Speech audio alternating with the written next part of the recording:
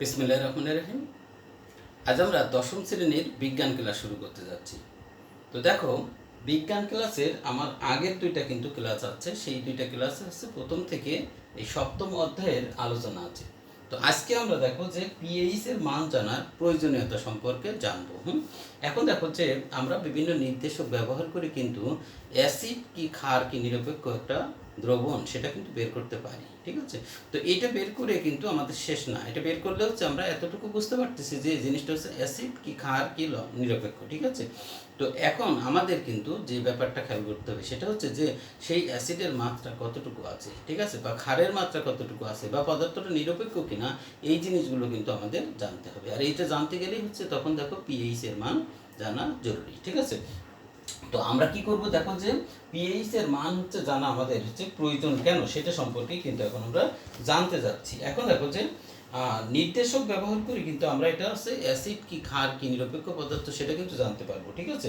আচ্ছা দেখো, তাহলে এখন হচ্ছে আমরা বুঝতে পারবো পিএইচ এর মান হচ্ছে পরিমাপ যদি আমরা করতে পারি তখনই বুঝতে পারবো যে অ্যাসিডীয় মাত্রাটা কত ডিগ্রি। তাহলে দেখো এবার আমরা এই পিএইচ এ নিয়েই দেখো আমরা কি করব, বিশদ আলোচনা করতে যাচ্ছি। এখন দেখো যে নিরপেক্ষ জলীয় দ্রবণ বা জলীয় বা বিশুদ্ধ পানি, ঠিক আছে, যদি হয় তাহলে তার পিএইচ এর মান কত হবে, দেখো যে পিএইচ হবে 7, ঠিক আছে, 7। তো পিএইচ এর মান হচ্ছে 7 হবে যদি সেটা হচ্ছে কি বিশুদ্ধ পানি হয় বা নিরপেক্ষ পদার্থ হয়, ঠিক আছে। আচ্ছা, আবার দেখো যে যদি এই পদার্থটা আবার অ্যাসিডীয় হয়, ঠিক আছে, তো অ্যাসিডীয় যদি হয় তখন হচ্ছে দেখো পিএইচ এর মান হচ্ছে তখন কি হবে, দেখো কি হবে, 7 হবে না, 7-এর চেয়ে হচ্ছে কি সেটা দেখো কম হবে, ঠিক আছে।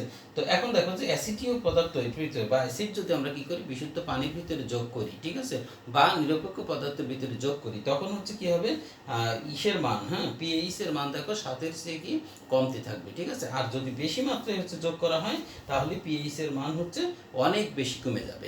আচ্ছা, এরপরে দেখো যে পক্ষান্তরে উল্টাভাবে আমরা কি করতে পারবো, বিশুদ্ধ পানি বা নিরপেক্ষ জলীয় দ্রবণে আমরা যদি হচ্ছে কি করি পিএইচ এর মান, ঠিক আছে, পিএইচ এর মান হচ্ছে 7 রাখার পরে এটার ভিতরে যদি আমরা কি করি ক্ষার যোগ করি তাহলে কি হবে, দেখো যে পিএইচ এর মান বাড়তে থাকবে। এবং বাড়তে থাকবে মানে কি, যদি অতিরিক্ত মাত্রায় হচ্ছে ক্ষার আমরা যোগ করি তাহলে সেখানে পিএইচ এর মান কিন্তু অনেক বেশি বেড়ে যাবে। আচ্ছা, তো এখন দেখো যে এইখান থেকে আমরা দেখবো যে পিএইচ এর মানটা দেখো 7, 7 হলে কত হচ্ছে সেটা আমরা জানবো। আর পিএইচ এর মান 7-এর চেয়ে কম, ঠিক আছে, এই অবস্থায় কি হচ্ছে, আর পিএইচ এর মান যদি 7-এর চেয়ে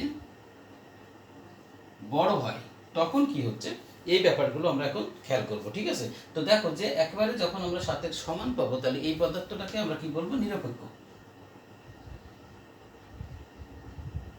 নিরপেক্ষ নিরপেক্ষ বা হচ্ছে বিশুদ্ধ পানি,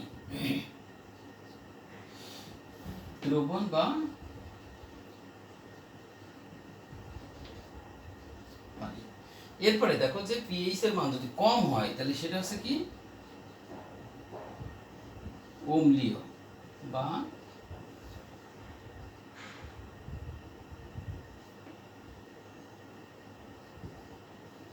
অ্যাসিডীয়, ক্ষারীয়।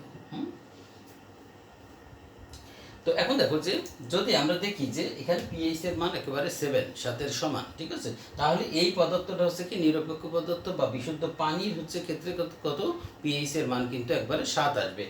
আর যদি পিএইচ এর মান 7-এর চেয়ে কম হয় তখন সেটা হচ্ছে অম্লীয় হবে বা অ্যাসিডীয় হবে। আর যদি 7-এর চেয়ে বেশি হয় তখন এই পদার্থটা হচ্ছে ক্ষারীয়, ঠিক আছে, বা এই দ্রবণটা হচ্ছে ক্ষারীয়। এখন দেখো পিএইচ এর মান 7 থেকে দেখো যত বেশি কম হবে দেখো অ্যাসিডের মাত্রাও কিন্তু তত বেশি শক্তিশালী হবে। আবার পিএইচ এর মান দেখো 7-এর চেয়ে যত বেশি হবে ক্ষারের ক্ষারকত্ব দেখো তত বেশি হচ্ছে শক্তিশালী ক্ষারকত্ব হবে। তাহলে দেখো যে পিএইচ এর মান যত বাড়বে 7-এর চেয়ে তত কিন্তু সেটা ক্ষারীয় বেশি হবে। আর পিএইচ এর মান 7-এর চেয়ে যত কমবে তত বেশি হচ্ছে সেটা অম্লীয় হবে বা অ্যাসিডীয় হবে, ঠিক আছে।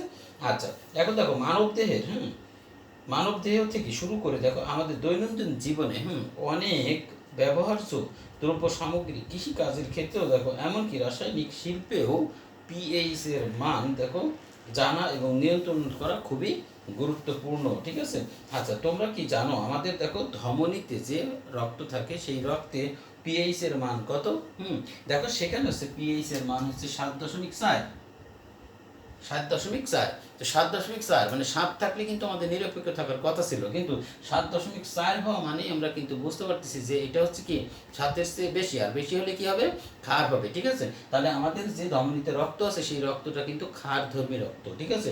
এখন এই ক্ষারধর্মী রক্তের ক্ষেত্রে যদি আমাদের শরীরের খেয়াল করুন যে 0.4 যদি ক্ষারের পরিমাণ 0.4 যদি হেরফের হয়ে যায় পিএইচ এর মান, 0.4 হচ্ছে আগে পরে, প্লাস মাইনাস হচ্ছে আগে বা পরে যদি হয়, তখনই কিন্তু আমাদের শরীরে মারাত্মক ধরনের হচ্ছে বিপর্যয় দেখা দিতে পারে, এমনকি দেখো মৃত্যুর কারণও হতে পারে। আবার দেখো আমাদের জিহ্বার যে লালা, জিহ্বার যে লালা থাকে এই লালাতেও কিন্তু পিএইচ থাকে হচ্ছে কত দেখো 6.6, ঠিক আছে।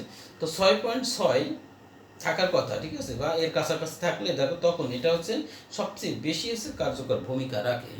আচ্ছা, তাহলে দেখো আমাদের হচ্ছে পাকস্থলীতেও কিন্তু যে হজমের জন্য হচ্ছে কি থাকে, অ্যাসিড থাকে, তাই না? সেই অ্যাসিডের ওখানে হচ্ছে পিএইচ কত পাবো? পিএইচ হচ্ছে 2, ঠিক আছে। 2 মানে হচ্ছে দেখো যে অনেক নিচের কিন্তু হচ্ছে পিএইচ এর মান। সুতরাং এখানে কি অত্যন্ত শক্তিশালী কিন্তু অ্যাসিড আছে, সেই অ্যাসিডের নাম কি? Hydrochloric acid. এর আগের ক্লাসে কিন্তু আমরা পড়েছি। দেখো যে এটি হচ্ছে যথেষ্ট শক্তিশালী অ্যাসিডের পরিমাণ। তবে অবাক হওয়ার দেখো কিছু নেই, কারণ আমাদের দেখো হজম করার জন্য আমাদের পাকস্থলীতে হাইড্রোক্লোরিক অ্যাসিড হচ্ছে কি করে, অ্যাসিডের মতো শক্তিশালী অ্যাসিডই কিন্তু আছে।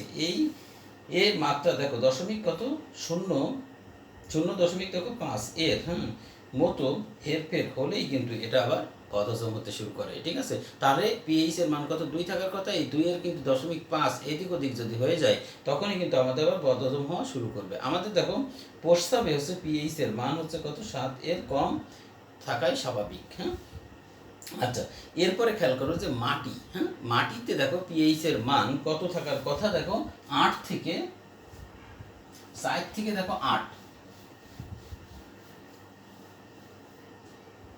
মাটিতে পিএইচ এর মান কিন্তু 4 থেকে 8 থাকার কথা, ঠিক আছে। আচ্ছা,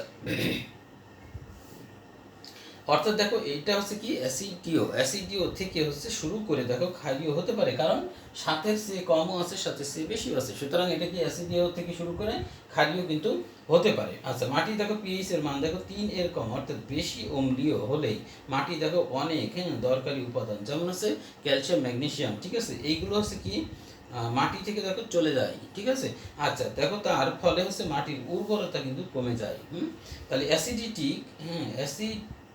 মাটির জন্য ক্যালসিয়াম এবং ম্যাগনেসিয়াম যুক্ত সার ব্যবহার করে পিএইচ এর মান আবার নিয়ন্ত্রণ করতে হবে। কারণ যখনই দেখা যাচ্ছে যে আমার অ্যাসিডের মাত্রা বেড়ে যাচ্ছে, ঠিক আছে, বেড়ে যাওয়ার ফলে কি ম্যাগনেসিয়াম এবং ক্যালসিয়াম এখান থেকে চলে যাচ্ছে, আর চলে গেলে তখন কি করতে হবে? ক্যালসিয়াম এবং ম্যাগনেসিয়াম যুক্ত সার ব্যবহার করে কি করতে হবে? পিএইচ এর মান কিন্তু নিয়ন্ত্রণ করতে হবে, ঠিক আছে। অন্যদিকে মাটির দেখো খুব ক্ষারীয় হলেও কিন্তু পিএইচ এর মান কত? 9.5 হয়ে যেতে পারে, আর এই 9.5 হলেও কিন্তু মাটির হচ্ছে কি উর্বরতা নষ্ট হয়, ঠিক আছে। সেই ক্ষেত্রে হচ্ছে দেখো কি হয়, দেখো অ্যালুমিনিয়াম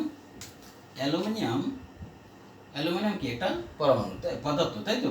অ্যালুমিনিয়াম দেখো যে এর একটা পরমাণুর হচ্ছে কি সংকেত হচ্ছে Al, এইটার যখন আমরা 3+ লিখবো, এই কথাটি আমি কি বুঝাই সেটা কিন্তু এর আগে বলেছি, ঠিক আছে। তো এখন দেখো যে এখানে হচ্ছে এটা হচ্ছে আয়ন বোঝায়, আর এই অ্যালুমিনিয়াম কি করে? 3টা ইলেকট্রন কাউকে না কাউকে কি দান করেছে, আর দান করেছে বলেই হচ্ছে অ্যালুমিনিয়াম আয়নে পরিণত হয়েছে।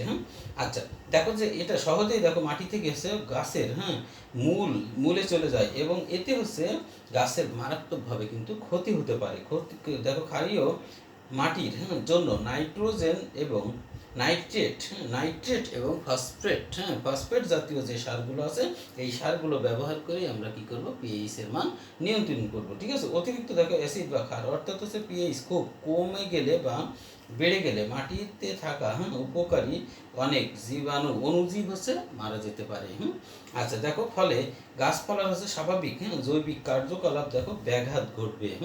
আচ্ছা, এরপরে দেখো বাজারে খুব বাজারে দেখো মুখ ধোয়ার হচ্ছে যে প্রসাধনীগুলো আমরা পাই বা কিনি, ঠিক আছে, এইগুলোর হচ্ছে পিএইচ এর মান কত 5.5। 5.5 মানেই কিন্তু অ্যাসিডিও, কিছুটা হলেও কি অ্যাসিডিও। দেখো এর কারণ কি, দেখো ত্বকে সাধারণত হচ্ছে অ্যাসিডিক, হ্যাঁ অ্যাসিডিক হয় এবং হচ্ছে পিএইচ হচ্ছে 6 থেকে কত 5, 4 থেকে হচ্ছে 6-এর মধ্যে থাকে। ফলে নবজাতক যে শিশুরা আছে তাদের ক্ষেত্রে দেখো পিএইচ এর মান দেখো 7 এর কাছাকাছি থাকে। তার মানে খেয়াল করো যে আমাদের হচ্ছে বড়দের ক্ষেত্রে হচ্ছে 5.5, আর 5.5 মানে কিছুটা হলেও কিন্তু এটা অ্যাসিডিও। আর যদি শিশুদের ক্ষেত্রেও এটা ব্যবহার করা হয় তাহলে কি তাদের ত্বকের ক্ষতি হবে। যে কারণে কি করতে হবে, 7 এর কাছাকাছি পিএইচ যে প্রসাধন সামগ্রীগুলো আছে সেই প্রসাধন সামগ্রীগুলোই কিন্তু বাচ্চাদের ক্ষেত্রে ব্যবহার করতে হবে। তো এরপরে খেয়াল করো তো বিভিন্ন শিল্প রাসায়নিক প্রক্রিয়ায় পিএইচ নিয়ন্ত্রণ অত্যন্ত গুরুত্বপূর্ণ। নানা দেখো রকম ঔষধ, তারপর হচ্ছে কলমের কালি, ঠিক আছে, বেকারিতে দেখো লজেন্স জাতীয় মিষ্টান্ন সামগ্রী যে তৈরি করে সেইগুলো হচ্ছে, তারপরে চামড়ার হচ্ছে প্রস্তুতকারী ইত্যাদি হচ্ছে কারখানায় হচ্ছে পিএইচের নিয়ন্ত্রণ গুরুত্বপূর্ণ। এছাড়াও হচ্ছে দেখো আলোকচিত্র সংক্রান্ত রাসায়নিক বিক্রিয়া, রং তৈরি ও ব্যবহার ধাতব দেখো পদার্থের ইলেকট্রোপ্লেটিংয়ের ক্ষেত্রেও হচ্ছে পিএইচ এর মান কী করতে হবে, নিয়ন্ত্রণে রাখতে হবে। আর এই পিএইচ এর মান নিয়ন্ত্রণ না রাখলে কি সেটা অম্লীয় বা ক্ষারীয় হয়ে গেলে তখন কিন্তু সেইটা দিয়ে যে কাজ আমাদের করা দরকার সেই কাজটা কিন্তু আমরা করতে পারবো না, ঠিক আছে। কোন মানে দেখো পিএইচ এর দ্রবণের কোন বর্ণ ধারণ করে সেটারও কিন্তু একটা চার্ট আছে। সেই চার্টটা হচ্ছে কীরকম দেখো,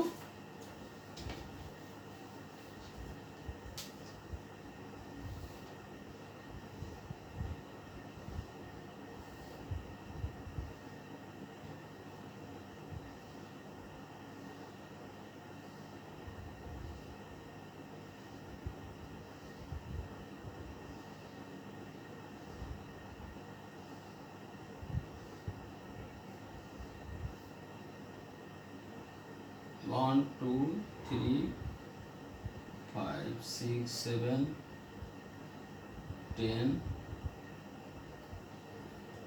1 2 3 4 5 6 7 8 9 10 11 12 13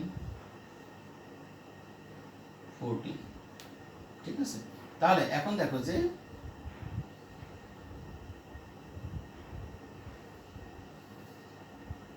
দেখো এইটা হচ্ছে কি নিরপেক্ষ,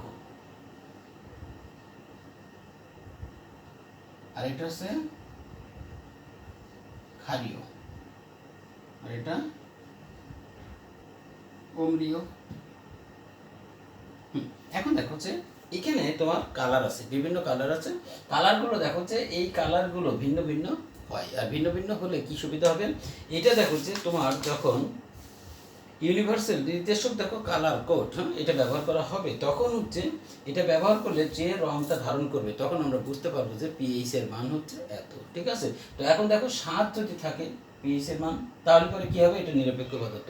আর এর কম হলে সেটা হচ্ছে কি দেখো অম্লীয়, আর এর চেয়ে যখন বেশি হয়ে যাবে তখন এটা হচ্ছে ক্ষারীয় পদার্থ, ঠিক আছে। তো এটাই হচ্ছে দেখো যে আমাদের পিএইচ এর মান বিভিন্ন রকমের হলে এবং সেটা আমাদের কি করতে হবে, উল্টাপাল্টা কিন্তু হয়ে যেতেই পারে, আর যে গেলে সেটাকে কি করতে হবে আবার আমাদের নিয়ন্ত্রণে এনে তারপর সেই মাটি হোক আর সেই শরীরের ভিতরের কোনো ইয়ে হোক, পাকস্থলীর অবস্থা হোক বা রক্তের কোনো ব্যাপার হোক, এগুলো কিন্তু আমাদের কি পিএইচ এর মান জেনে তারপরেই কিন্তু এই কাজগুলো করলে তখনই আমরা অম্লীয় বা ক্ষারীয় এটা হচ্ছে নিয়ন্ত্রণ করে রাখতে পারবো, ঠিক আছে।